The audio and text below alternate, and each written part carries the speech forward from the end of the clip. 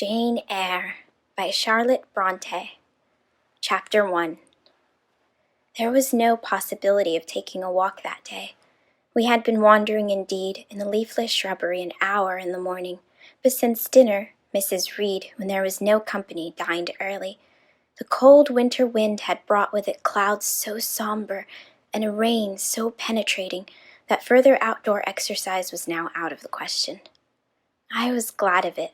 I never liked long walks, especially on chilly afternoons. Dreadful to me was the coming home in the raw twilight, with nipped fingers and toes, and a heart saddened by the chidings of Bessie, the nurse, and humbled by the consciousness of my physical inferiority to Eliza, John, and Georgiana Reed. The said Eliza, John, and Georgiana were now clustered round their mamma in the drawing-room. She lay reclined on a sofa by the fireside, and with her darlings about her.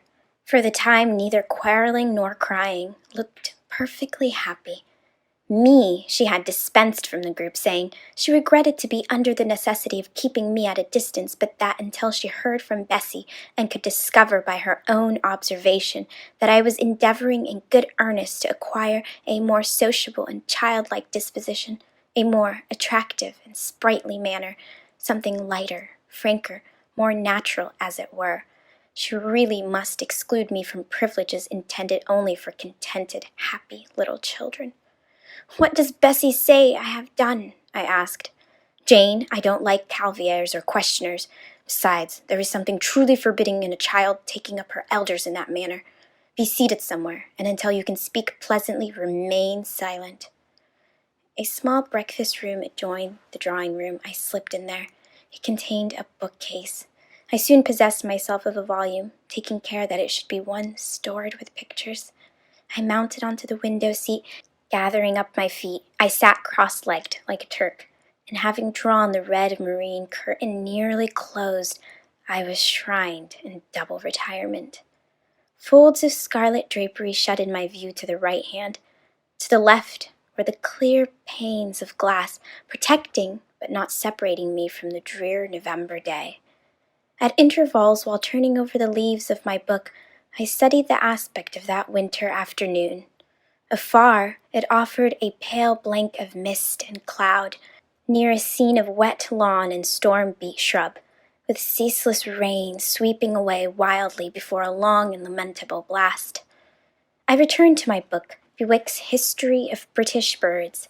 The letterpress thereof I cared little for, generally speaking, and yet there were certain introductory pages that, child as I was, I could not pass quite as a blank. They were those which retreat of the haunts of sea-fowl, of the solitary rocks and premonitories, by them only inhabited, of the coast of Norway, studded with isles from its southern extremity, Lindness or Naze, to the North Cape, where the northern ocean in vast whirls boils round the naked melancholy isles of furthest Thule, and the Atlantic surge pours in among the stormy Hebrides. Nor could I pass unnoticed the suggestion of the bleak shores of Lapland, Siberia, Spitzbergen, Nova Zembla, Iceland, Greenland, with the vast sweep of the Arctic zone, and those forlorn regions of dreary space, that reservoir of frost and snow, where firm fields of ice, the accumulation of centuries of winters, glazed in alpine heights above heights, surround the pole, and concentrate the multiplied rigors of extreme cold. Of these death-white realms I formed an idea of my own, shadowy, like all the half-comprehended notions that float dim through children's brains, but strangely impressive. The words in these introductory pages connected themselves with the succeeding vignettes and gave significance to the rock, standing up alone in a sea of billow and spray, to the broken boat stranded on a desolate coast, to the cold and ghastly moon glancing through bars of cloud at a wreck just sinking. I cannot tell what sentiment haunted the quite solitary churchyard with its inscribed headstone, its gate, its 2 trees, its low horizon girdled by a broken wall, and its newly risen crescent attesting the hour of evening-tide. The 2 ships becalmed on a torpid sea, I believe to be marine phantoms. The fiend pinning down the thief's pack behind him, I passed over quickly. It was an object of terror. So was the black-horned thing seated aloof on a rock, surveying a distant crowd surrounding a gallows. Each picture told a story, mysterious, often to my undeveloped understanding and imperfect feelings, yet ever profoundly interesting as the tales Bessie sometimes narrated on winter evenings when she chanced to be in good humor, and when, having brought her ironing table to the nursery hearth, she allowed us to sit about it, and while she got up Mrs. Reed's lace frills and crimped her nightcap borders, fed our eager attention with passages of love and adventure taken from old fairy tales and other ballads, or, as a later period I discovered, from the pages of Pamela and Henry, Earl of Moreland. With Bewick on my knee, I was then happy, at least in my way. I feared nothing but interruption, and that came too soon. The breakfast-room door opened. "Bah, Madam Mope!" cried the voice of John Reed. Then he paused. He found the room apparently empty. "Where the dickens is she?" he continued. "Lizzie, Georgie," calling to his sisters, "Jane is not here. Tell Mamma she's run out into the rain. Bad animal." It is well that I drew the curtain, thought I, and I wished fervently he might not discover my hiding place. Nor would John Reed have found it out himself. He was not quick either of vision or conception. But Eliza just put her head in the door and said at once, "She's in the window seat to be sure, Jack." And I came out immediately, for I trembled at the idea of being dragged forth by the said Jack. "What do you want?" I asked with awkward diffidence. "Say, what do you want, Master Reed?" was the answer. "I want you to come here." And seating himself in an armchair, he imitated by a gesture that I was to approach and stand before him. John Reed was a schoolboy of 14 years old, 4 years older than I, for I was but 10. Large and stout for his age, with a dingy and unwholesome skin, thick lineaments in a spacious visage, heavy limbs and large extremities. He gorged himself habitually at table, which made him bilious, and gave him a dim and bleared eye and flabby cheeks. He ought now to have been at school, but his mamma had taken him home for a month or two, on account of his delicate health. Mr. Miles, the master, affirmed that he would do very well if he had fewer cakes and sweetmeats sent him from home, but the mother's heart turned from an opinion so harsh, and inclined rather to the more refined idea that John's sallowness was owing to over-application and perhaps to pining after home. John had not much affection for his mother and sisters and an antipathy to me. He bullied and punished me, not 2 or 3 times in the week, nor once or twice in the day, but continually. Every nerve I had feared him, and every morsel of flesh in my bones shrank when he came near. There were moments when I was bewildered by the terror he inspired, because I had no appeal whatsoever against either his menaces or his inflictions.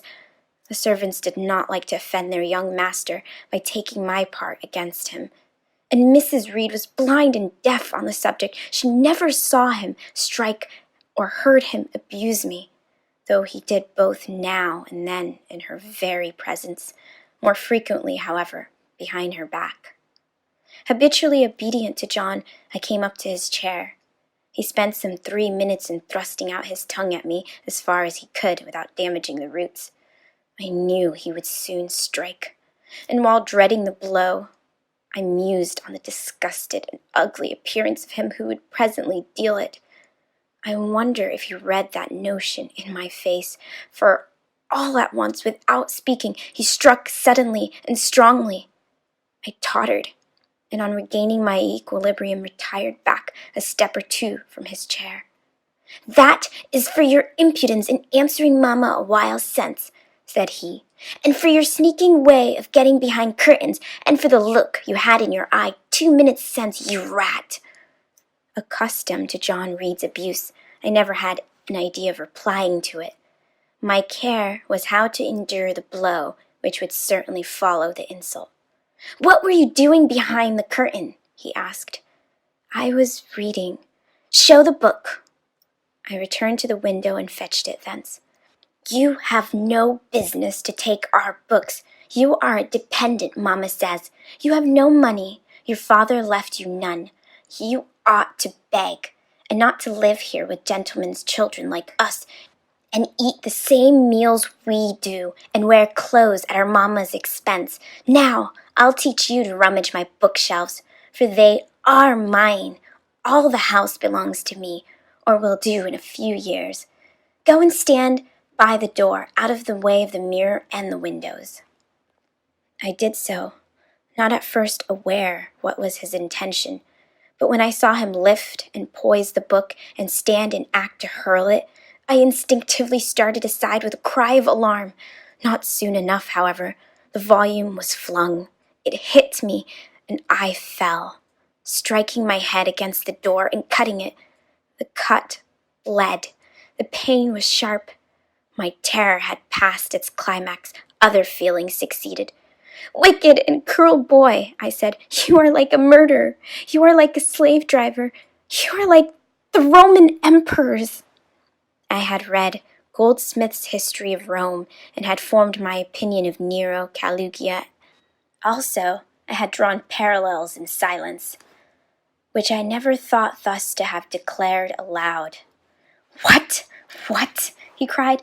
"Did she say that to me? Did you hear her? Eliza and Georgiana? Won't I tell Mamma? But first—" He ran headlong at me. I felt him grasp my hair and my shoulder. He had closed with a desperate thing. I really saw in him a tyrant, a murderer. I felt a drop or two of blood from my head trickle down my neck and was sensible somewhat pungent suffering. These sensations for the time predominated over fear, and I received him in frantic sort. I don't very well know what I did with my hands, but he called me "Rat! Rat!" and bellowed aloud. Aid was near him. Eliza and Georgiana had run for Mrs. Reed, who was gone upstairs. She now came upon the scene, followed by Bessie and her maid Abbott. We were parted. I heard the words, "Dear, dear, what a fury to fly at Master John! Did ever anybody see such a picture of passion?" Then Mrs. Reed subjoined, "Take her away to the red room and lock her in there." 4 hands were immediately laid upon me, and I was borne upstairs. Chapter 2. I resisted all the way, a new thing for me, and a circumstance which greatly strengthened the bad opinion Bessie and Mrs. Abbott were disposed to entertain of me. The fact is, I was a trifle beside myself, or rather out of myself, as the French would say. I was conscious that a moment's mutiny had already rendered me liable to strange penalties, and like any other rebel slave, I felt resolved, in my desperation, to go all lengths. "Hold her arms, Miss Abbott. She's like a mad cat." For shame, cried the lady's maid.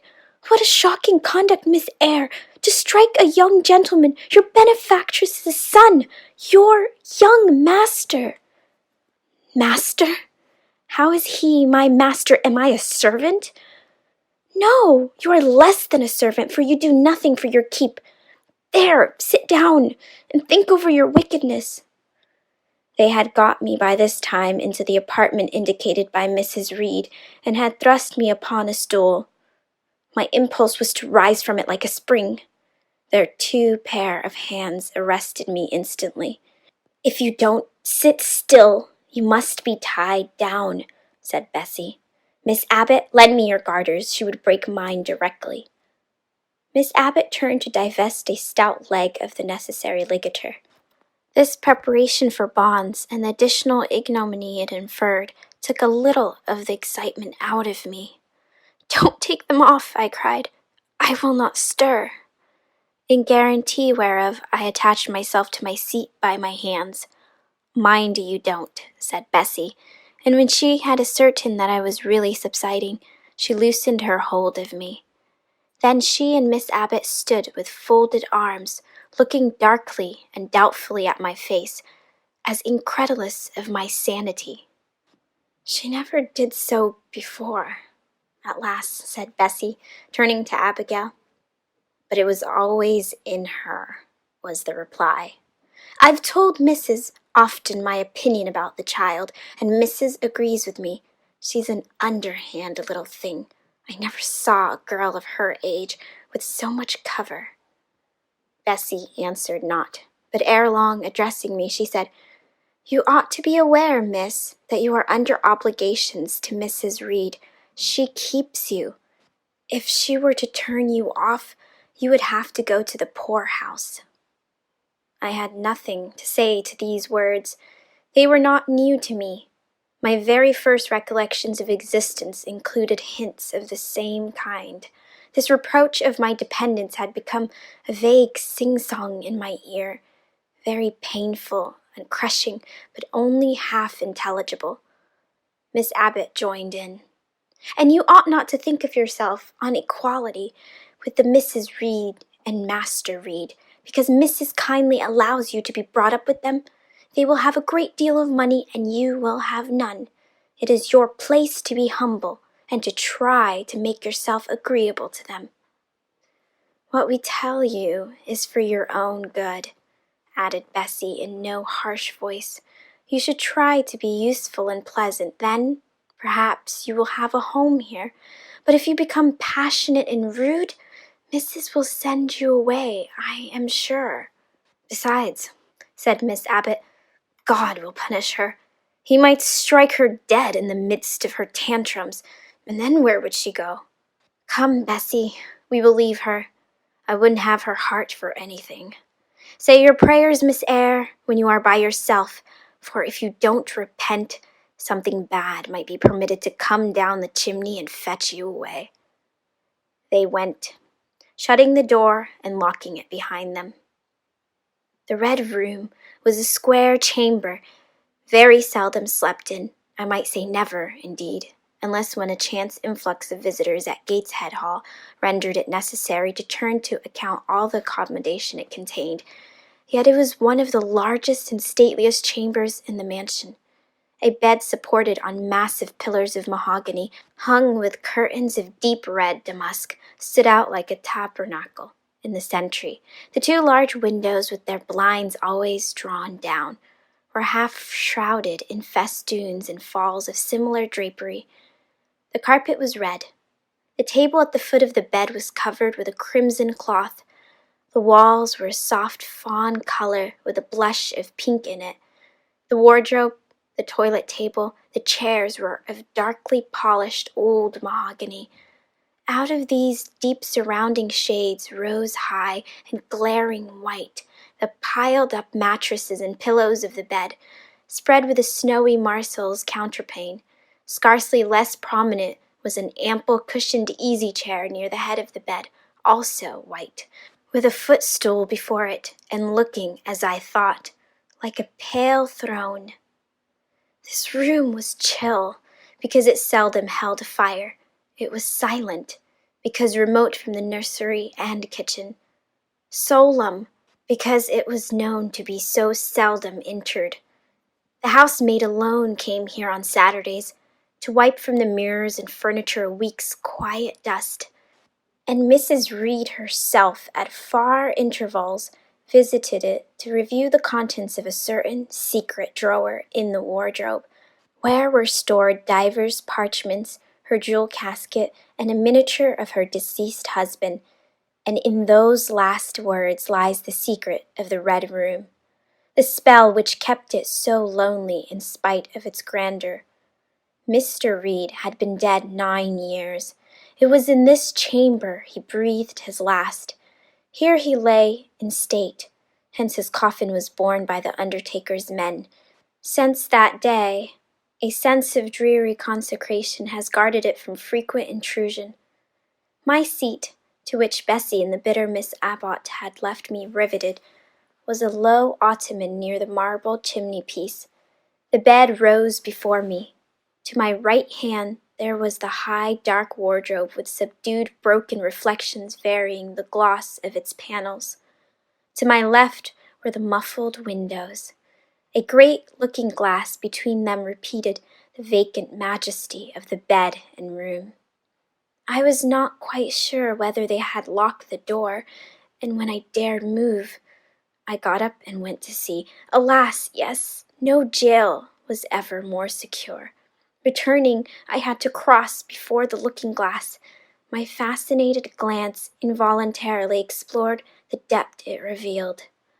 All looked colder and darker in that visionary hollow than reality. And the strange little figure there gazing at me with a white face and arms specking the gloom and glittering eyes of fear moving where all else was still, had the effect of a real spirit. I thought it like one of the tiny phantoms, half fairy, half imp. Bessie's evening stories represented as coming out of lone fairy dells and moors and appearing before the eyes of belated travelers. I returned to my stool. Superstition was with me at that moment, but it was not yet her hour for complete victory. My blood was still warm. The mood of the revolted slave was still bracing me with its bitter vigor. I had to stem a rapid rush of retrospective thought before I quailed to the dismal presence. All John Reed's violent tyrannies, all his sister's proud indifference, all his mother's aversion, all the servants' partiality, turned up in my disturbed mind like a dark deposit in a turbid well.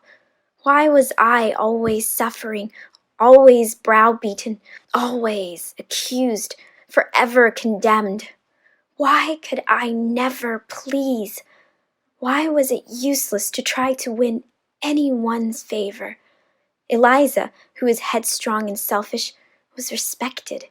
Georgiana, who had a spoiled temper, a very acrid spite, a capacious and insolent carriage, was universally indulged. Her beauty, her pink cheeks and golden curls, seemed to give delight to all who looked at her, and to purchase indemnity for every fault. John no one thwarted, much less punished, though he twisted the necks of the pigeons, killed the little pick-cheese, set the dogs at the sheep, stripped the hothouse vines of their fruit, and broke the buds off the choicest plants in the conservatory. He called his mother old girl, too, sometimes reviled her for her dark skin, similar to his own, bluntly disregarded her wishes, not infrequently tore and spoiled her silk attire, and he was still her own darling. I dared commit no fault. I strove to fulfill every duty, and I was termed naughty and tiresome, sullen and sneaking, from morning to noon, from noon to night. My head still ached and bled with the blow and fall I had received. No one had reproved John for wantonly striking me, and because I had turned against him to avert further irrational violence, I was loaded with general opprobrium. Unjust, unjust, said my reason, forced by the agonizing stimulus into precocious though transitory power, and resolve, equally wrought up, instigated some strange expedient to achieve escape from insupportable oppression, as running away, or, if that could not be effected, never eating or drinking more, and letting myself die. What a consternation of soul was mine that dreary afternoon! How all my brain was in tumult, and all my heart in insurrection, yet in what darkness, what dense ignorance was the mental battle fought! I could not answer the ceaseless inward question, why I thus suffered. Now, at the distance of, I will not say how many years, I see it clearly. I was a discord in Gateshead Hall. I was like nobody there. I had nothing in harmony with Mrs. Reed or her children or her chosen vassalage. If they did not love me, in fact, as little did I love them. They were not bound to regard with affection a thing that could not sympathize with one amongst them, a heterogeneous thing, opposed to them in temperament, in capacity, in propensities, a useless thing, incapable of serving their interest or adding to their pleasure, a noxious thing, cherishing the germs of indignation at their treatment, of contempt of their judgment. I know that had I been a sanguine, brilliant, careless, exacting, handsome, romping child, though equally dependent and friendless, Mrs. Reed would have endured my presence more complacently. Her children would have entertained for me more of the cordiality of fellow feeling. The servants would have been less prone to make me the scapegoat of the nursery. Daylight began to forsake the red room. It was past 4 o'clock, and the beclouded afternoon was tending to drear twilight. I heard the rain still beating continuously on the staircase window, and the wind howling in the grove behind the hall. I grew by degrees cold as stone, and then my courage sank. My habitual mood of humiliation, self-doubt, forlorn depression fell damp on the embers of my decaying ire. All said I was wicked, and perhaps I might be so. What thought had I been but just conceiving of starving myself to death? That certainly was a crime, and was I fit to die? Or was the vault under the chancellor of Gateshead Church an inviting bourne? In such vault, I had been told, did Mr. Reed lie buried, and led by this thought to recall his idea, I dwelt on it with gathering dread. I could not remember him, but I knew that he was my own uncle, my mother's brother, that he had taken me when a parentless infant to his house, and that in his last moments he had required a promise of Mrs. Reed that she would rear and maintain me as one of her own children. Mrs. Reed probably considered she had kept this promise, and so she had, I dare say, as well as her nature would permit her. But how could she really like an interloper not of her race and unconnected with her after her husband's death by any tie?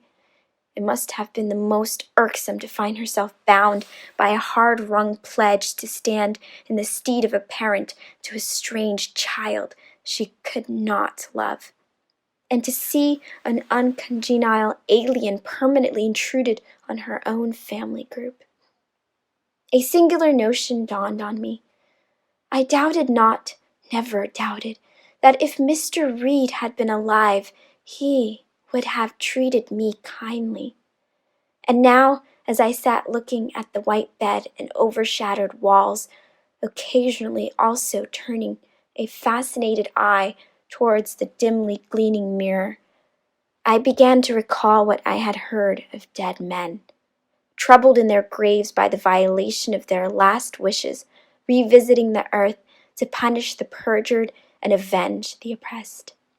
And I thought Mr. Reed's spirit, harassed by the wrongs of his sister's child, might quit its abode, whether in the church vault or in the unknown world of the departed, and rise before me in this chamber. I wiped my tears and hushed my sobs, fearful lest any sign of violent grief might waken a preternatural voice to comfort me, or elicit from the gloom some haloed face bending over me with strange pity. This idea, consolatory in theory, I felt would be terrible if realized. With all my might I endeavored to stifle it. I endeavored to be firm. Shaking my hair from my eyes, I lifted my head and tried to look boldly round the dark room. At this moment, a light gleamed on the wall. Was it, I asked myself, a ray from the moon, penetrating some aperture in the blind? No, moonlight was still, and this stirred. While I gazed, it glided up to the ceiling and quivered over my head. I can now conjecture readily that this streak of light was, in all likelihood, a gleam from a lantern carried by some one across the lawn. But then, prepared as my mind was for horror, Shaken as my nerves were by agitation, I thought the swift darting beam was a herald of some coming vision from another world. My heart beat thick. My head grew hot. A sound filled my ears, which I deemed the rushing of wings. Something seemed near me. I was oppressed, suffocated, endurance broke down. I rushed to the door and shook the lock in desperate effort. Steps came running along the outer passage. The key turned. Bessie and Abbott entered. "Miss Eyre, are you ill?" said Bessie. "What a dreadful noise! It went quite through me," exclaimed Abbott. "Take me out! Let me go into the nursery," was my cry. "What for? Are you hurt? Have you seen something?" again demanded Bessie. "Oh, I saw a light, and I thought a ghost would come." I had now got hold of Bessie's hand, and she did not snatch it from me. "She has screamed out on purpose," declared Abbott in some disgust. "And what a scream! If she had been in great pain, one would have excused it. But she only wanted to bring us all here. I know her naughty tricks." "What is all this?" demanded another voice peremptorily, and Mrs. Reed came along the corridor, her cape flying wide, her gown rustling stormily. "Abbott, Bessie, I believe I gave orders that Jane Eyre should be left in the Red Room till I came to her myself." "Miss Jane screamed so loud, ma'am," pleaded Bessie. "Let her go," was the only answer. "Loose Bessie's hand, child. You cannot succeed in getting out by these means, be assured. I abhor artifice, particularly in children. It is my duty to show you that tricks will not answer. You will now stay here an hour longer, and it is only on condition of perfect submission and stillness that I shall liberate you then." "Oh, aunt, have pity. Forgive me. I cannot endure it. Let me be punished in some other way. I shall be killed if—" "Silence. This violence is all most repulsive." And so, no doubt, she felt it. I was a precocious actress in her eyes. She sincerely looked on me as a compound of virulent passions, mean spirit, and dangerous duplicity. Bessie and Abbott having retreated, Mrs. Reed, impatient of my now frantic anguish and wild sobs, abruptly thrust me back and locked me in without further parley. I heard her sweeping away, and soon after she was gone, I suppose I had a species of fit. Unconsciousness closed the scene. Chapter 3. The next thing I remember is waking up with a feeling as if I had had a frightful nightmare and seeing before me a terrible red glare crossed with thick black bars. I heard voices, too, speaking with a hollow sound, and as if muffled by a rush of wind or water, agitation, uncertainty, and an all-predominating sense of terror confused my faculties. Ere long, I became aware that someone was handling me, lifting me up and supporting me in a sitting posture, and that more tenderly than I have ever been raised or upheld before. I rested my head against a pillow or an arm and felt easy. In 5 minutes more, the cloud of bewilderment dissolved. I knew quite well that I was in my own bed and that the red glare was the nursery fire. It was night. A candle burnt on the table. Bessie stood at the bed foot with a basin in her hand, and a gentleman sat in a chair near my pillow, leaning over me. I felt an inexpressible relief, a soothing conviction of protection and security, when I knew that there was a stranger in the room, an individual not belonging to Gateshead, and not related to Mrs. Abbott. Turning from Bessie, although her presence was far less obnoxious to me than that of Abbott, for instance, would have been, I scrutinized the face of the gentleman. I knew him. It was Mr. Lloyd, an apothecary, sometimes called in by Mrs. Reed when the servants were ailing. For herself and the children she employed a physician. "Well, who am I?" he asked. I pronounced his name, offering him at the same time my hand. He took it, smiling and saying, "We shall do very well by and by." Then he laid me down, and addressing Bessie, charged her to be very careful that I was not disturbed during the night. Having given some further instructions and intimates that he should call, again the next day he departed. To my grief, I felt so sheltered and befriended while he sat in the chair near my pillow, and as he closed the door after him, all the room darkened, and my heart again sank. Inexpressible sadness weighed it down. "Do you feel as if you should sleep, miss?" asked Bessie rather softly. Scarcely dared I answer her, for the fear the next sentence might be rough. "I will try." "Would you like to drink, or could you eat anything?" "No, thank you, Bessie." "Then I think I shall go to bed, for it is past 12 o'clock, but you may call on me if you want anything in the night." Wonderful civility this! It emboldened me to ask a question. "Bessie, what is the matter with me? Am I ill?" "You fell sick, I suppose, in the Red Room with crying. You'll be better soon, no doubt." Bessie went into the housemaid's apartment, which was near. I heard her say, "Sarah, come and sleep with me in the nursery. I daren't for my life be alone with that poor child tonight. She might die. It's such a strange thing she should have that fit. I wonder if she saw anything. Mrs. is rather too hard." Sarah came back with her. They both went to sleep. They were whispering together for half an hour before they fell asleep. I caught scraps of their conversation, from which I was able only too distinctly to infer the main subject discussed. Something passed her, all dressed in white, and vanished. A great black dog behind him. 3 loud raps on the chamber door. A light in the churchyard just over his grave, etc., etc. At last, both slept. The fire and the candle went out. For me, the watchers of that long night passed in ghastly wakefulness, strained by dread, such dread as children only can feel. No severe or prolonged bodily illness followed this incident of the Red Room. It only gave my nerves a shock of which I feel the reverberation to this day. Yet, Mrs. Reed, to you I owe some fearful pangs of mental suffering, but I ought to forgive you, for you knew not what you did. While rendering my heartstrings, you thought you were only uprooting my bad propensities. Next day, by noon, I was up and dressed, and sat wrapped in a shawl by the nursery hearth. I felt physically weak and broken down, but my worst ailment was an unutterable wretchedness of mind, a wretchedness which kept drawing from me silent tears. No sooner had I wiped one salt drop from my cheek than another followed.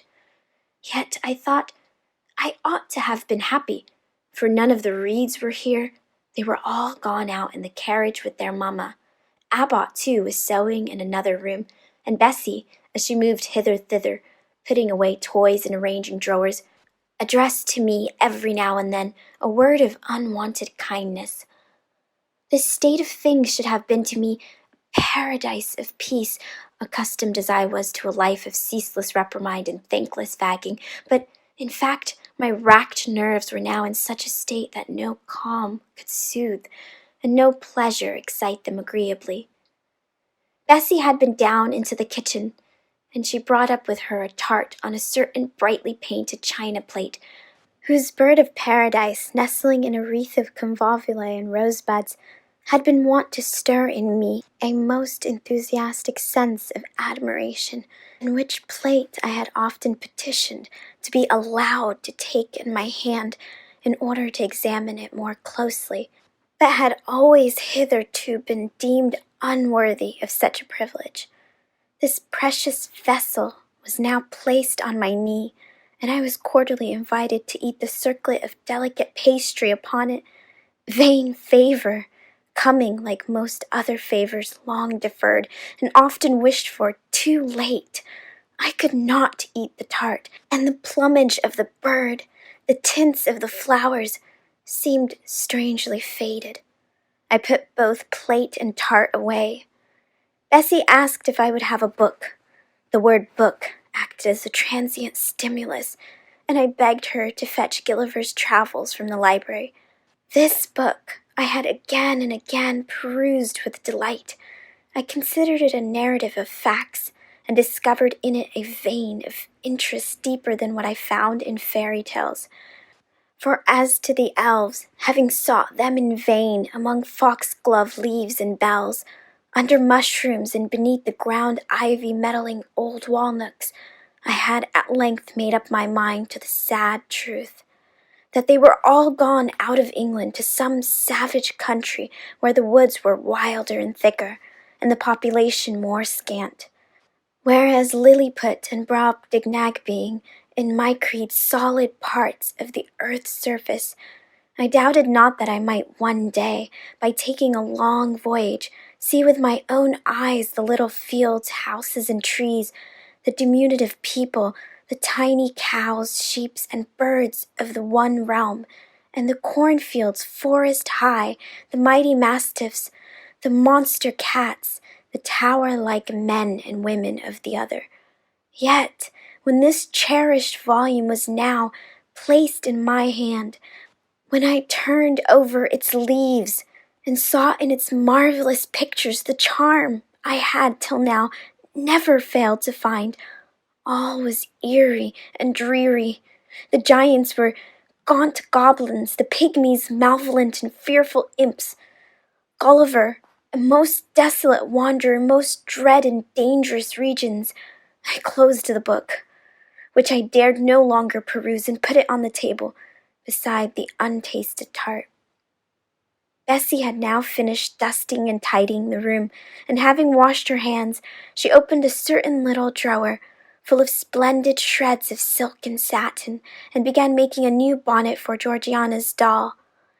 Meantime she sang. Her song was, "In the days when we went gypsying, a long time ago." I had often heard the song before, and always with lively delight, for Bessie had a sweet voice, at least I thought so. But now, though her voice was still sweet, I found in its melody an indescribable sadness. Sometimes, preoccupied with her work, she sang the refrain very low, very lingeringly. "A long time ago," came out like the saddest cadence of a funeral hymn. She passed into another ballad, this time a really doleful one. "My feet, they are sore, and my limbs, they are weary. Long is the way, and the mountains are wild. Soon will the twilight close moonless and dreary over the path of the poor orphan child. Why did they send me so far and so lonely, up where the moors spread and grey rocks are piled? Men are hard-hearted and kind angels only watch o'er the steps of a poor orphan child. God, in his mercy, protection is showing, comfort and hope to the poor orphan child. Even should I fall, the broken bridge passing, or stray in the marshes by false lights beguiled, still will my Father, with promise and blessing, take to his bosom the poor orphan child. There is a thought that for strength should avail me, though both of shelter and kindred despoiled. Heaven is a home, and a rest will not fail me. God is a friend to the poor orphan child." "Come, Mrs. Jane, don't cry," said Bessie as she finished. She might as well have said to the fire, "Don't burn." But how could she divine the morbid suffering to which I was a prey? In the course of the morning, Mr. Lloyd came again. "What, up already?" said he as he entered the nursery. "Well, nurse, how is she?" Bessie answered that I was doing very well. "Then she ought to look more cheerful. Come here, Miss Jane. Your name is Jane, is it not?" "Yes, sir, Jane Eyre." "Well, you have been crying, Miss Jane Eyre. Can you tell me what about? Have you any pain?" "No, sir." "Oh, I dare say she is crying because she could not go out with Mrs. in the carriage," interposed Bessie. "Surely not. Why, she is too old for such pettiness." I thought so too, and my self-esteem being wounded by the false charge, I answered promptly, "I never cried for such a thing in my life. I hate going out in the carriage. I cry because I'm miserable." "Oh, faix, miss," said Bessie. The good apothecary appeared a little puzzled. I was standing before him. He fixed his eyes on me very steadily. His eyes were small and grey, not very bright, but I dare say I should think them shrewd now. He had a hard-featured yet good-natured-looking face. Having considered me at leisure, he said, "What made you ill yesterday?" "She had a fall," said Bessie, again putting in her word. "Fall? Why, that is like a baby again. Can't she manage to walk at her age? She must be 8 or 9 years old." "I was knocked down," was the blunt explanation jerked out of me by another pang of mortified pride. "But that did not make me ill," I added, while Mr. Lloyd helped himself to a pinch of snuff. As he was returning the box to his waistcoat pocket, a loud bell rang for the servants' dinner. He knew what it was. "That's for you, nurse," he said. "You can go now. I'll give Miss Jane a lecture till you come back." Bessie would have rather stayed, but she was obliged to go because punctuality at meals was rigidly enforced at Gateshead Hall. "The fall did not make you ill. What did, then?" pursued Mr. Lloyd when Bessie was gone. "I was shut in a room where there is a ghost till after dark." I saw Mr. Lloyd smile and frown at the same time. "Ghost! What, you are a baby, after all. You are afraid of ghosts?" "Of Mr. Reed's ghost I am. He died in that room and was laid out there. Neither Bessie nor anyone else will go into it at night if they can help it, and it was cruel to shut me up alone without a candle. So cruel that I think I shall never forget it." "Nonsense. And it is that makes you so miserable? Are you afraid now in daylight?" "No, but night will come again before long, and besides, I am unhappy, very unhappy for other things." "What other things? Can you tell me some of them?" How much I wished to reply fully to this question. How difficult it was to frame any answer. Children can feel, but they cannot analyze their feelings, and if the analysis is partially effected in thought, they know not how to express the result of the process in words. Fearful, however, of losing this first and only opportunity of relieving my grief by imparting it, I, after a disturbed pause, contrived to frame a meager, though, as far as it went, true response. "For one thing, I have no father or mother, brothers or sisters." "You have a kind aunt and cousins." Again I paused, then bunglingly announced, "But John Reed knocked me down, and my aunt shut me up in the Red Room." Mr. Lloyd a second time produced his snuff-box. "Don't you think Gateshead Hall a very beautiful house?" asked he. "Are you not very thankful to have such a fine place to live at?" "It is not my house, sir, and Abbot says I have less right to be here than a servant." "Pooh! You can't be silly enough to wish to leave such a splendid place."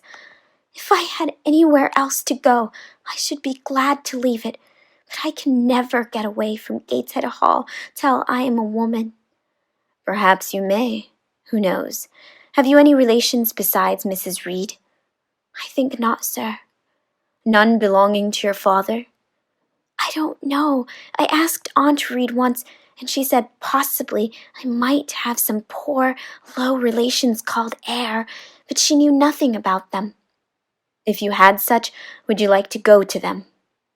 I reflected. Poverty looks grim to grown people, still more so to children. They have not much idea of industrious, working, respectable poverty. They think of the word only as connected with ragged clothes, scanty food, fireless grates, rude manners, and debasing vices. Poverty for me was synonymous with degradation. "No, I should not like to belong to poor people," was my reply. "Not even if they were kind to you?" I shook my head. I could not see how poor people had the means of being kind, and then to learn to speak like them, to adopt their manners, to be uneducated, to grow up like one of those poor women I saw sometimes nursing their children or washing their clothes at the cottage doors of the village of Gateshead. No, I was not heroic enough to purchase liberty at the price of caste. But are your relatives so very poor? Are they working people? I cannot tell. Mrs. Reed says if I have any, they must be a beggarly set. I should not like to go a-begging. Would you like to go to school? Again I reflected. I scarcely knew what school was. Bessie sometimes spoke of it as a place where young ladies sat in the stocks, wore backboards, and were expected to be exceedingly genteel and precise. John Reed hated his school and abused his master, but John Reed's tastes were no rule for mine. And if Bessie's accounts of school discipline, gathered from the young ladies of a family where she had lived before coming to Gateshead, were somewhat appalling, her details of certain accomplishments attained by these same young ladies were, I thought, equally attractive. She boasted of beautiful paintings of landscapes and flowers by them executed, of songs they could sing and pieces they could play, of purses they could net, of French books they could translate, till my spirit was moved to emulation as I listened. Besides, school would be a complete change. It implied a long journey, an entire separation from Gateshead, an entrance into a new life. I should indeed like to go to school, was the audible conclusion of my musings. Well, well, who knows what may happen, said Mr. Lloyd as he got up. The child ought to have a change of air and scene, he added, speaking to himself. Nerves not in a good state. Bessie now returned.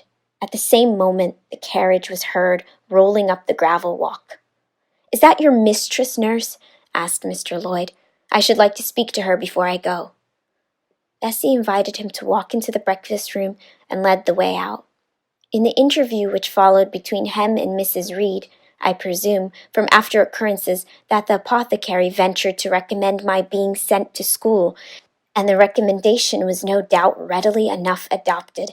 For as Abbot said in discussing the subject with Bessie, when both sat sewing in the nursery one night after I was in bed, and, as they thought, asleep, Mrs. was, she dared say, glad enough to get rid of such a tiresome, ill-conditioned child, who always looked as if she were watching everybody and scheming plots underhand.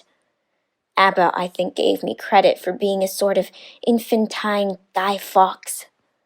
On that same occasion I learned, for the first time, from Mrs. Abbott's communications to Bessie, that my father had been a poor clergyman, and my mother had married him against the wishes of her friends, who considered the match beneath her, that my grandfather Reed was so irritated at her disobedience he cut her off without a shilling, that after my mother and father had been married a year, the latter caught the typhus fever while visiting among the poor of a large manufacturing town where his curacy was situated, and where that disease was then prevalent. That my mother took the infection from him, and both died within a month of each other. Bessie, when she heard this narrative, sighed and said, Poor Miss Jane is to be pitied too, Abbot. Yes, responded Abbot, if she were a nice, pretty child, one might compassionate her forlornness, but one really cannot care for such a little toad as that. Not a great deal, to be sure, agreed Bessie. At any rate, a beauty like Miss Georgina would be more moving in the same condition. Yes, I dote on Miss Georgina, cried the fervent Abbot. Little darling, with her long curls and her blue eyes, and such sweet color as she, just as if she were painted. Bessie, I could fancy a Welsh rabbit for supper. So could I. With a roast onion. Come, we'll go down. They went. Chapter 4. From my discourse with Mr. Lloyd, and from the above reported conference between Bessie and Abbot, I gathered enough of hope to suffice as a motive for wishing to get well. A change seemed near. I desired and waited it in silence. It tarried, however. Days and weeks passed. I had regained my normal state of health, but no new allusion was made to the subject over which I brooded. Mrs. Reed surveyed me at times with a severe eye, but seldom addressed me. Since my illness she had drawn a more marked line of separation than ever between me and her own children, appointing me a small closet to sleep in by myself, condemning me to take my meals alone, and pass all my time in the nursery while my cousins were constantly in the drawing-room. Not a hint, however, did she drop about sending me to school. Still, I felt an instinctive certainty that she would not long endure me under the same roof with her, for her glance, now more than ever, when turned on me, expressed an insuperable and rooted aversion. Eliza and Georgiana, evidently acting according to orders, spoke to me as little as possible. John thrust his tongue in his cheek whenever he saw me, and once attempted chastisement, but as I instantly turned against him, roused by the same sentiment of deep ire and desperate revolt which had stirred my corruption before, he thought it better to desist, and ran from me, tittering excretions and vowing I had burst his nose. I had indeed levelled at that prominent feature as hard a blow as my knuckles could inflict, and when I saw that either that or my look daunted him, I had the greatest inclination to follow up my advantage to purpose. But he was already with his mamma. I heard him in a blubbering tone commence the tale of how that nasty Jane Eyre had flown at him like a mad cat. He was stopped rather harshly. "Don't talk to me about her, John. I told you not to go near her. She's not worthy of notice. I do not choose that you or your sister should associate with her." Here, leaning over the banister, I cried out suddenly, and without at all deliberating on my words, "They are not fit to associate with me."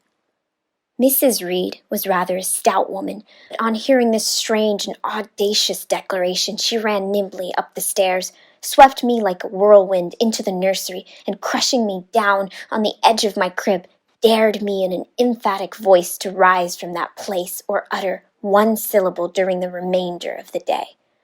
"What would Uncle Reed say to you if he were alive?" was my scarcely voluntary demand. I say scarcely voluntary, for it seemed as if my tongue pronounced the words without my will consenting to their utterance. Something spoke out of me over which I had no control. "What?" said Mrs. Reed under her breath. Her usually cold, composed gray eye became troubled with a look like fear. She took her hand from my arm and gazed at me as if she really did not know whether I were child or fiend. I was now in for it. "My Uncle Reed is in heaven and can see all you do and think, and so can Papa and Mamma. They know how you shut me up all day long and how you wish me dead." Mrs. Reed soon rallied her spirits. She shook me most soundly. She boxed both my ears, and then left me without a word. Bessie supplied the hiatus by a homily of an hour's length, in which she proved beyond a doubt that I was the most wicked and abandoned child ever reared under a roof. I half believed her, for I felt indeed only bad feelings surging in my breast. November, December, and half of January passed. Christmas and the New Year had been celebrated at Gateshead with the usual festive cheer. Presents had been interchanged, dinners and evening parties given. From every enjoyment I was, of course, excluded. My share of the gaiety consisted of witnessing the daily appareling of Eliza and Georgiana, and seeing them descend to the drawing-room, dressed out in thin muslin frocks and scarlet sashes, with hair elaborately ringleted, and afterwards in listening to the sound of the piano or the harp played below, to the passing to and fro of the butler and footmen, to the jingling of glass and china as refreshments were handed, to the broken hum of conversation as the drawing-room door opened and closed. When tired of this occupation, I would retire from the stairhead to the solitary and silent nursery. There, though somewhat sad, I was not miserable.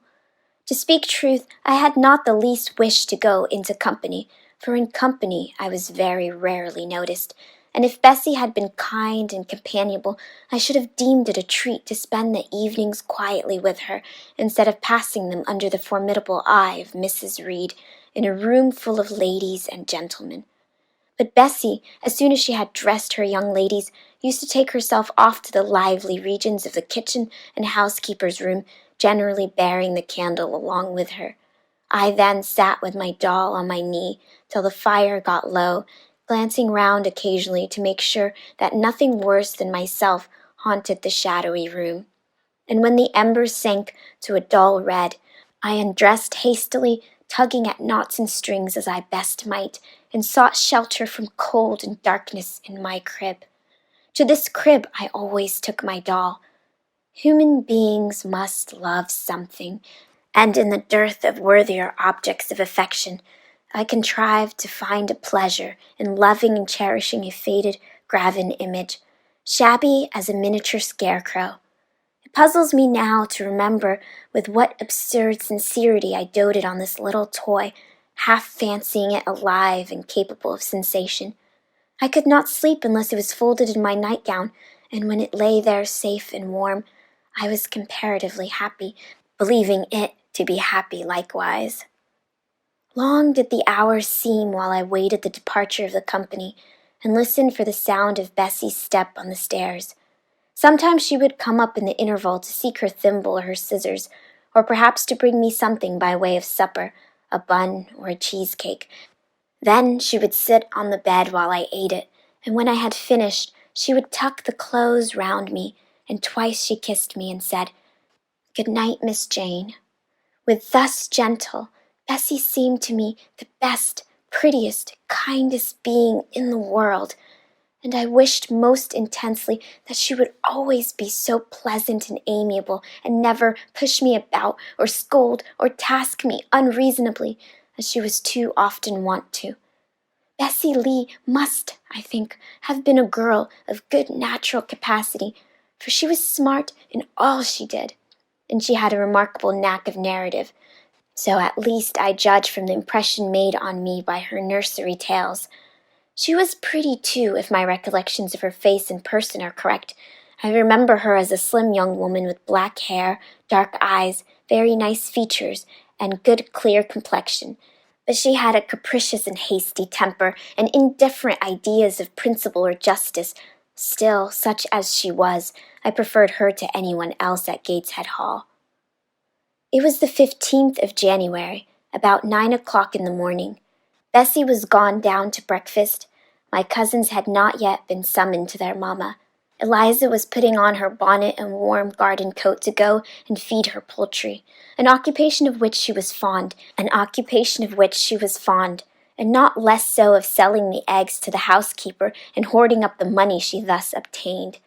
She had a turn for traffic, and a marked propensity for saving, shown not only in the vending of eggs and chickens, but also in driving hard bargains with the gardener about flower roots, seeds, and slips of plants, that functionary having orders from Mrs. Reed to buy of his young lady all the products of her parterre she wished to sell, and Eliza would have sold the hair off her head if she could have made a handsome profit thereby. As to her money, she first secreted in odd corners wrapped in a rag or in old curl paper, but some of these hoards having been discovered by the housemaid Eliza, fearful of one day losing her valued treasure, consented to entrust it to her mother at a usurious rate of interest, 50 or 60%, which interest she exacted every quarter, keeping her accounts in a little book with anxious accuracy.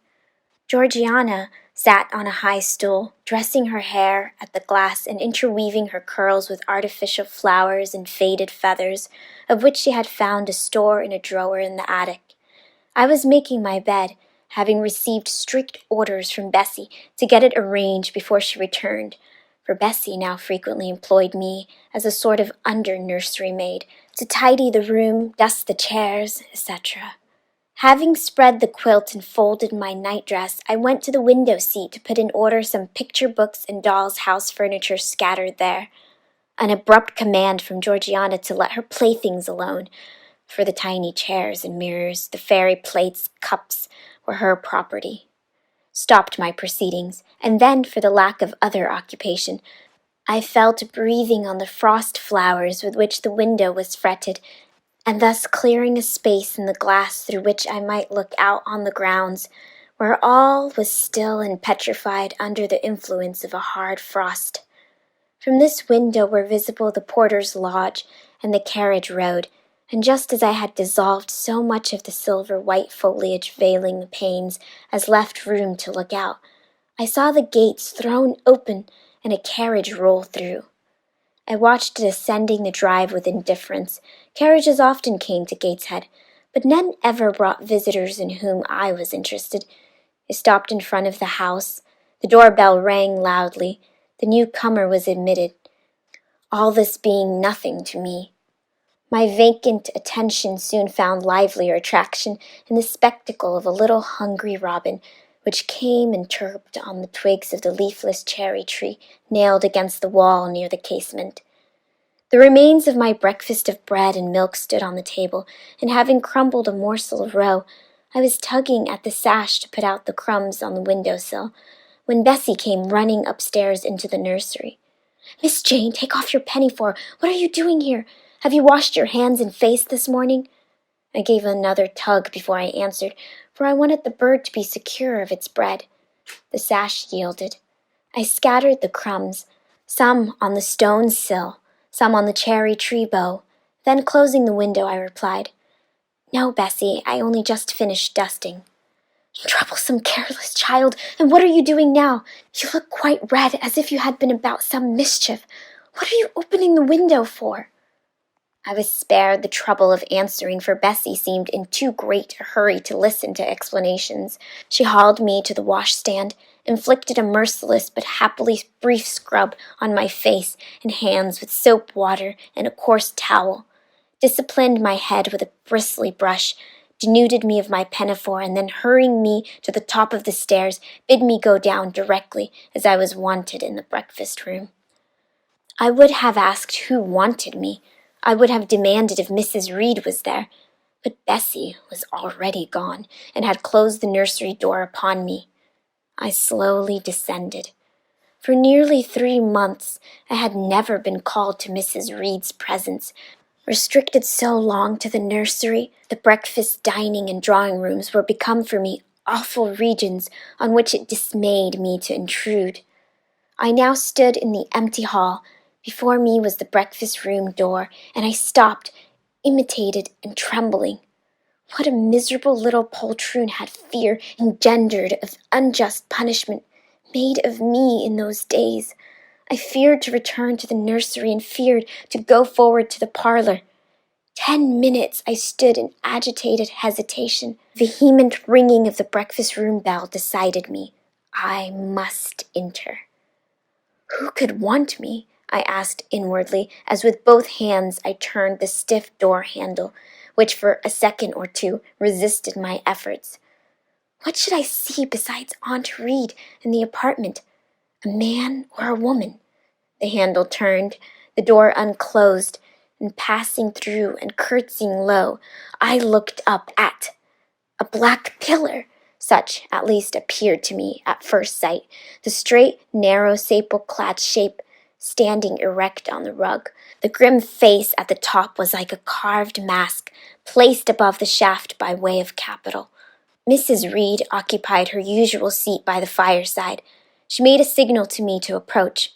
I did so, and she introduced me to the stony stranger with the words, "This is the little girl respecting whom I applied to you." He, for it was a man, turned his head slowly towards where I stood, and having examined me with the 2 inquisitive-looking gray eyes which twinkled under a pair of bushy brows, said solemnly, and in a bass voice, "Her size is small. What is her age?" 10 years. "So much," was the doubtful answer, and he prolonged his scrutiny for some minutes. Presently he addressed me. "Your name, little girl?" "Jane Eyre, sir." In uttering these words, I looked up. He seemed to me a tall gentleman, but then I was very little. His features were large, and they, and all the lines of his frame, were equally harsh and prim. "Well, Jane Eyre, are you a good child?" Impossible to reply to this in the affirmative. My little world held a contrary opinion. I was silent. Mrs. Reed answered for me by an expressive shake of the head, adding soon, "Perhaps the less said on that subject the better, Mr. Brocklehurst." "Sorry indeed to hear it. She and I must have some talk." And bending from the perpendicular, he installed his person in the armchair opposite Mrs. Reed. "Come here," he said. I stepped across the rug. He placed me square and straight before him. What a face he had, now that it was almost on a level with mine. What a great nose, what a mouth, and what large prominent teeth. "No sight so sad as that of a naughty child," he began, "especially a naughty little girl. Do you know where the wicked go after death?" "They go to hell," was my ready and orthodox answer. "And what is hell? Can you tell me that?" "A pit, full of fire." "And should you like to fall into that pit and to be burning there forever?" "No, sir." "What must you do to avoid it?" I deliberated a moment. My answer, when it came, was objectionable. "I must keep in good health and not die." "How can you keep in good health? Children younger than you die daily. I buried a little girl of 5 years old only a day or two since, a good little child whose soul is now in heaven. It is to be feared the same could not be said of you, were you to be called hence." Not being in a condition to remove his doubt, I only cast my eyes down on the 2 large feet planted on the rug and sighed, wishing myself far enough away. "I hope that sigh is from the heart, and that you repent of ever having been the occasion of discomfort to your excellent benefactress." "Benefactress, benefactress," said I inwardly. "They all call Mrs. Reed my benefactress. If so, a benefactress is a disagreeable thing." "Do you say your prayers night and day?" continued my interrogator. "Yes, sir." "Do you read your Bible?" "Sometimes." "With pleasure? Are you fond of it?" "I like Revelations and the book of Daniel and Genesis and Samuel and a little bit of Exodus and some parts of Kings and Chronicles and Job and Jonah." "And the Psalms? I hope you like them?" "No, sir." "No? Oh, shocking. I have a little boy younger than you who knows 6 Psalms by heart, and when you ask him which he would rather have, a gingerbread nut to eat or a verse of a psalm to learn, he says, 'Oh, the verse of a psalm, angels sing psalms,' says he. 'I wish to be a little angel here below.' He then gets 2 nuts in recompense for his infant piety." "Psalms are not interesting," I remarked. "That proves you have a wicked heart, and you must pray to God to change it, to give you a new and clean one, to take away your heart of stone and give you a heart of flesh." I was about to propound a question touching the manner in which that operation of changing my heart was to be performed, when Mrs. Reed interposed, telling me to sit down. She then proceeded to carry on the conversation herself. "Mr. Brocklehurst, I believe I intimated in the letter which I wrote to you 3 weeks ago that this little girl has not quite the character and disposition I could wish. Should you admit her into Lowood School, I should be glad if the superintendent and teachers were requested to keep a strict eye on her, and, above all, to guard against her worst fault, a tendency to deceit. I mention this to your hearing, Jane, that you may not attempt to impose on Mr. Brocklehurst." Well might I dread, well might I dislike Mrs. Reed, for it was her nature to wound me cruelly. Never was I happy in her presence. However carefully I obeyed, however strenuously I strove to please her, my efforts were still repulsed and repaid by such sentences as the above. Now uttered before a stranger, the accusation cut me to the heart. I dimly perceived that she was already obliterating hope. From the new phase of existence which she destined me to enter, I felt, though I could not have expressed the feeling, that she was sowing aversion and unkindness along my future path. I saw myself transformed under Mr. Brocklehurst's eye into an artful, noxious child, and what could I do to remedy the injury? Nothing, indeed, thought I, as I struggled to repress a sob and hastily wiped away some tears, the impotent evidences of my anguish. "Deceit is, indeed, a sad fault in a child," said Mr. Brocklehurst. "It is akin to falsehood, and all liars will have their portion in the lake burning with fire and brimstone. She shall, however, be watched, Mrs. Reed. I will speak to Miss Temple and the teachers. I should wish her to be brought up in a manner suiting her prospects, continued my benefactress, to be made useful, to be kept humble. As for the vacations, she will, with your permission, spend them always at Lowood. Your decisions are perfectly judicious, madam, returned Mr. Brocklehurst. Humility is a Christian grace, and one particularly appropriate to the pupils of Lowood. I therefore direct that especial care shall be bestowed on its cultivation amongst them.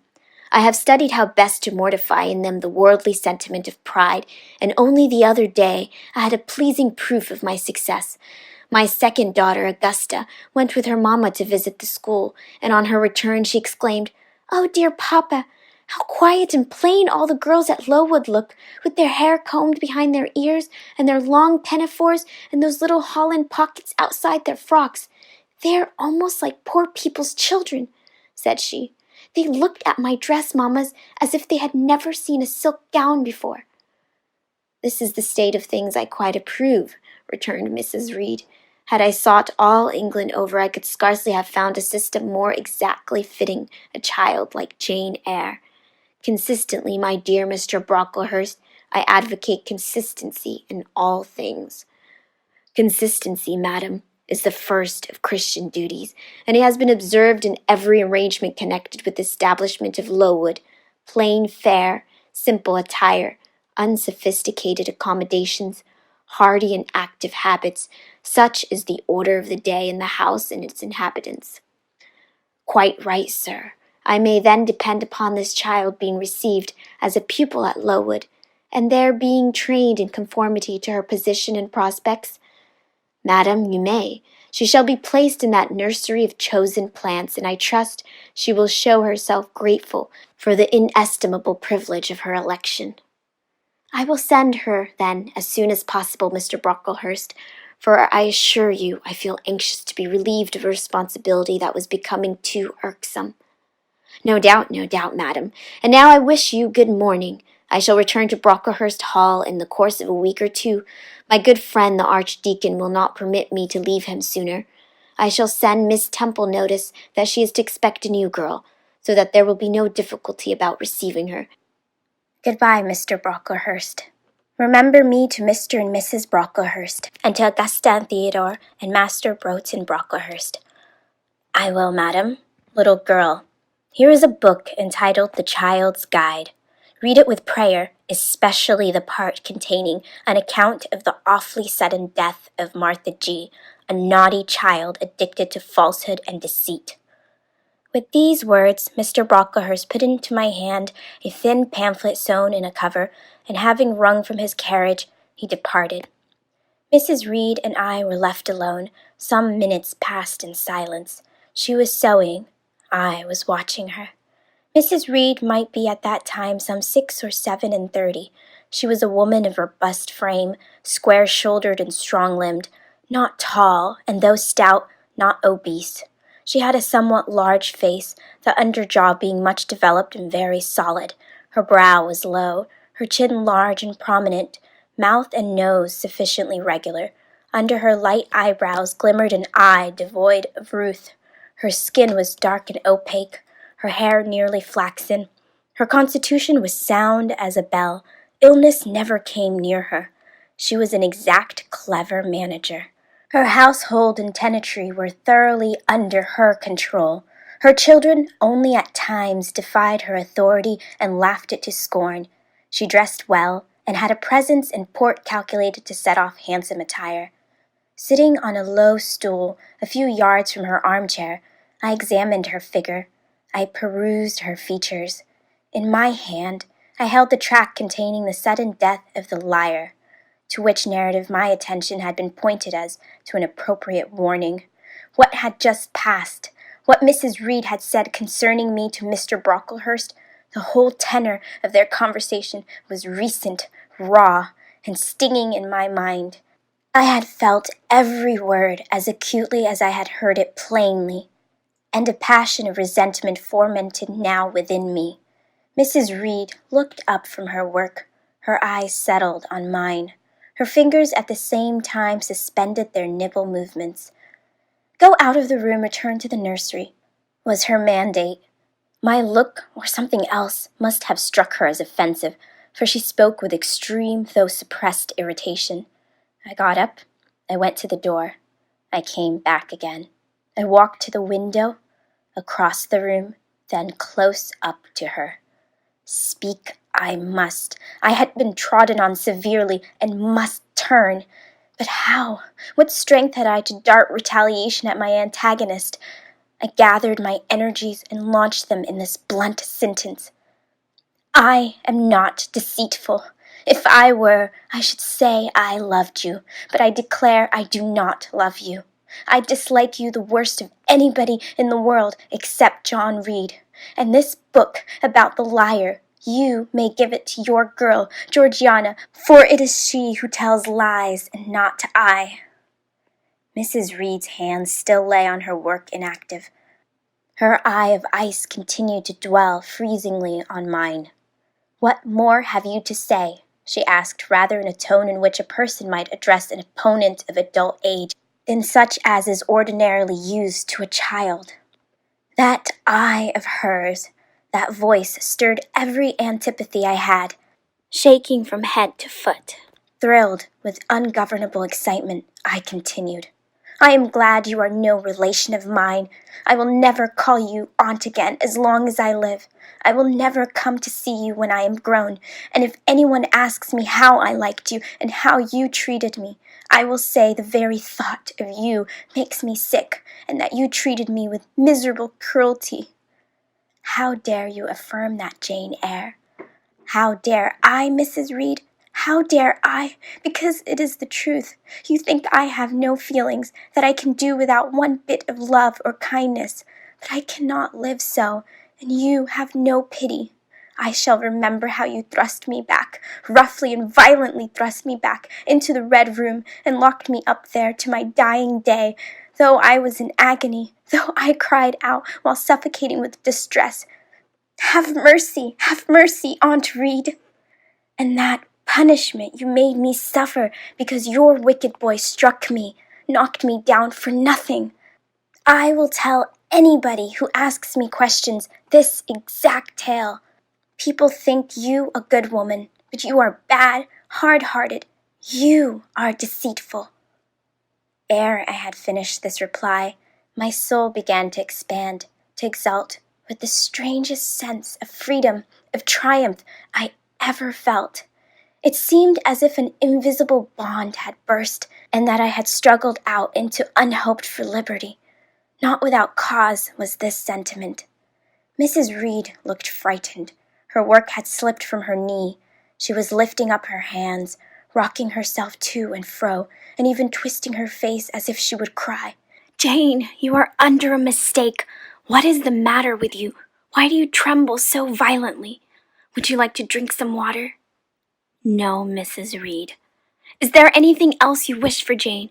I assure you, I desire to be your friend." "Not you. You told Mr. Brocklehurst I had a bad character, a deceitful disposition, and I'll let everybody at Lowood know what you are and what you have done." "Jane, you don't understand these things. Children must be corrected for their faults." "Deceit is not my fault," I cried out in a savage, high voice. "But you are passionate, Jane. That you must allow. And now return to the nursery, that's a dear, and lie down a little." "I am not your dear. I cannot lie down. Send me to school soon, Mrs. Reed, for I hate to live here." "I will indeed send her to school soon," murmured Mrs. Reed sotto voce, and gathering up her work, she abruptly quitted the apartment. I was left there, alone, winner of the field. It was the hardest battle I had fought, and the first victory I had gained. I stood a while on the rug, where Mr. Brocklehurst had stood, and I enjoyed my conqueror's solitude. First, I smiled to myself and felt elate, but this fierce pleasure subsided in me as fast as did the accelerated throb of my pulses. A child cannot quarrel with its elders, as I had done, cannot give its furious feelings uncontrolled play as I had given mine, without experiencing outwards the pang of remorse and the chill of reaction. A ridge of lighted heath, alive, glancing, devouring, would have been a meet emblem of my mind when I accused and menaced Mrs. Reed. The same ridge, black and blasted after the flames are dead, would have represented as meetly my subsequent condition. When half an hour's silence and reflection had shown me the madness of my conduct and the dreariness of my hated and hating position, something of vengeance I had tasted for the first time. As aromatic wine it seemed, on swallowing, warm and racy, its after-flavor, metallic and corroding, gave me a sensation as if I had been poisoned. Willingly would I now have gone and asked Mrs. Reed's pardon, but I knew, partly from experience and partly from instinct, that was the way to make her repulse me with double scorn, thereby re-exciting every turbulent impulse of my nature. I would fain exercise some better faculty than that of fierce speaking, fain find nourishment for some less fiendish feeling than that of sombre indignation. I took a book, some Arabian tales. I sat down and endeavored to read. I could make no sense of the subject. My own thoughts swam always between me and the page I had usually found fascinating. I opened the glass door in the breakfast room. The shrubbery was quite still. The black frost reigned, unbroken by sun or breeze through the grounds. I covered my head and arms with the skirt of my frock and went out to walk in a part of the plantation which was quite sequestrated, but I found no pleasure in the silent trees, the falling fir cones, and the congealed relics of autumn, rosette leaves swept by past winds in heaps and now stiffened together. I leaned against a gate and looked into an empty field where no sheep were feeding, where the short grass was nipped and blanched. It was a very gray day, a most opaque sky, onding on snaw, canopied all, thence flakes felt at intervals, which settled on the hard path and on the hoary lea without melting. I stood, a wretched child enough, whispering to myself over and over again, "What shall I do? What shall I do?" All at once I heard a clear voice call, "Miss Jane, where are you? Come to lunch." It was Bessie, I knew well enough, but I did not stir. Her light step came tripping down the path. "You naughty little thing," she said. "Why don't you come when you are called?" Bessie's presence, compared with the thoughts over which I had been brooding, seemed cheerful, even though, as usual, she was somewhat cross. The fact is, after my conflict with and victory over Mrs. Reed, I was not disposed to care much for the nursemaid's transitory anger, and I was disposed to bask in her youthful lightness of heart. I just put my 2 arms round her and said, "Come, Bessie, don't scold." The action was more frank and fearless than any I was habituated to indulge in. Somehow it pleased her. "You are a strange child, Miss Jane," she said as she looked down at me. "A little roving, solitary thing, and you are going to school, I suppose?" I nodded. "And won't you be sorry to leave poor Bessie?" "What does Bessie care for me? She is always scolding me." "Because you're such a queer, frightened, shy little thing. You should be bolder."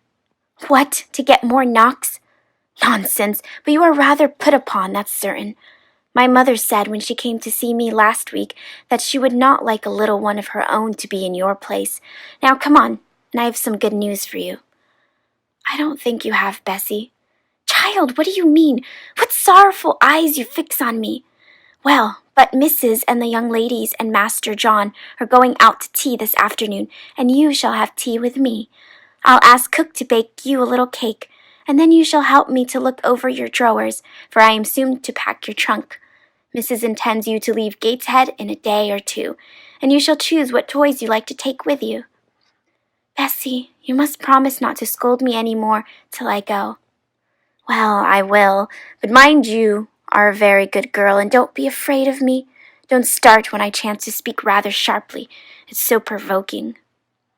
I don't think I shall ever be afraid of you again, Bessie, because I have got used to you, and I shall soon have another set of people to dread. If you dread them, they'll dislike you. As you do, Bessie? I don't dislike you, miss. I believe I am fonder of you than of all the others. You don't show it. You little sharp thing, you've got quite a new way of talking. What makes you so venturesome and hearty? Why, I shall soon be away from you, and besides, I was going to say something about what had passed between me and Mrs. Reed, but on second thoughts I considered it better to remain silent on that head. And so you are glad to leave me? Not at all, Bessie. Indeed, just now I'm rather sorry. Just now, and rather? How coolly my little lady says it. I dare say now if I were to ask you for a kiss you wouldn't give it to me. You'd say you'd rather not. I'll kiss you and welcome. Bend your head down. Bessie stooped. We mutually embraced, and I followed her into the house quite comforted. That afternoon lapsed in peace and harmony, and in the evening Bessie told me some of her most enchanting stories, and sang me some of her sweetest songs. Even for me, life had its gleams of sunshine.